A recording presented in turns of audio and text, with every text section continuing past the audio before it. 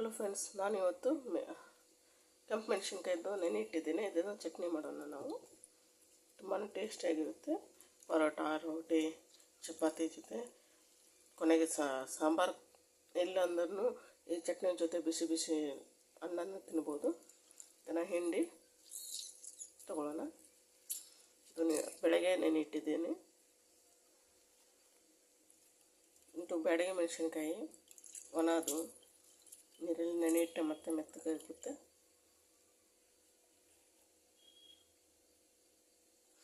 ಇದಕ್ಕೆ ನಾನು ಒಂದು ಟೊಮೆಟೊ ಹಾಕ್ತಾಯಿದ್ದೀನಿ.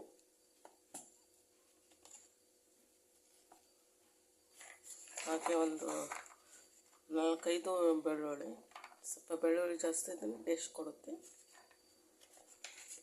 ಎಲ್ಲ ಸುಲಿದಿದ್ದು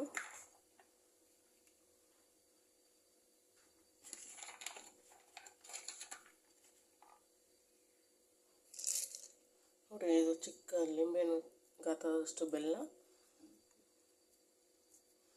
ಟೊಮೆಟೊ ಬೇಕಾದ್ರೆ ಟೊಮೆಟೊ ಹಾಕೋಬೋದು, ಇಲ್ಲ ಹುಣಸೆಹಣ್ಣು ಬೇಕಾದ್ರೆ ಹುಣಸೆಹಣ್ಣು ಹಾಕೋಬೋದು. ಇದು ಮಿನಿಮಮ್ ಒಂದು 6 ತಿಂಗಳ ತನಕ ಏನೂ ಆಗೋಲ್ಲ. ಚಟ್ನಿ ದೋಸೆ ಜೊತೆನೂ ಚೆನ್ನಾಗಿರುತ್ತೆ. ಈಗ ಇದಕ್ಕೆ 1 ಸ್ಪೂನಷ್ಟು ಜೀರಿಗೆ ಹಾಕೊಳ್ಳೋಣ.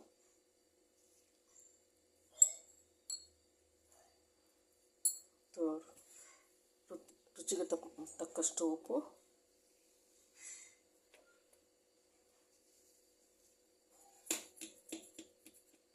ಹಾಗೆ ಇದಕ್ಕೆ ಒಂದು ಲೆಮನ್ ನಾವು ಹಿಂಡಿಕೊಳ್ಳೋಣ. ಅದಕ್ಕೆ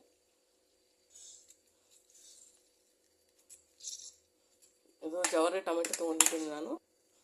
ಹೈಬ್ರಿಡ್ ಆದ ಟೇಸ್ಟ್ ಕೊಡಲ್ಲ, ಜವಾರಿ ಆದ ಟೇಸ್ಟ್ ಕೊಡುತ್ತೆ. ಅದೇ ಜವಾರಿ ಹಾಕಬೇಕು, ಹೈಬ್ರಿಡ್ ಹಾಕಬಾರ್ದು. ಹೈಬ್ರಿಡ್ ಇದ್ದರೆ ನೀವು ಹುಣಸೆಹಣ್ಣು ಹಾಕೋಬೋದು. ಇದನ್ನು ನೋಡಿ ರುಬ್ಬಿಕೊಳ್ಳೋಣ ನಾವು.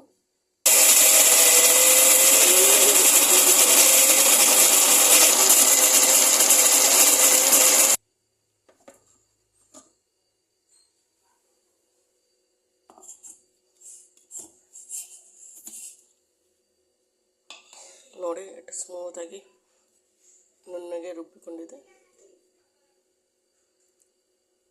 ನೋಡಿ.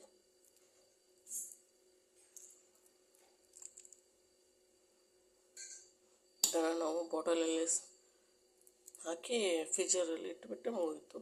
ನೀವು 6-7 ತಿಂಗಳ ತನಕ ನೀವು ಎಷ್ಟು ಬೇಕಷ್ಟು ಡೇ ನಡೀತೆ ಇದು. ಹಾಗಾಗಿ ಒಂದು ಸಲ ಮಾಡಿ ನೋಡಿ, ಕಮೆಂಟ್ ಮಾಡಿ ತಿಳಿಸಿ. Thank you so much.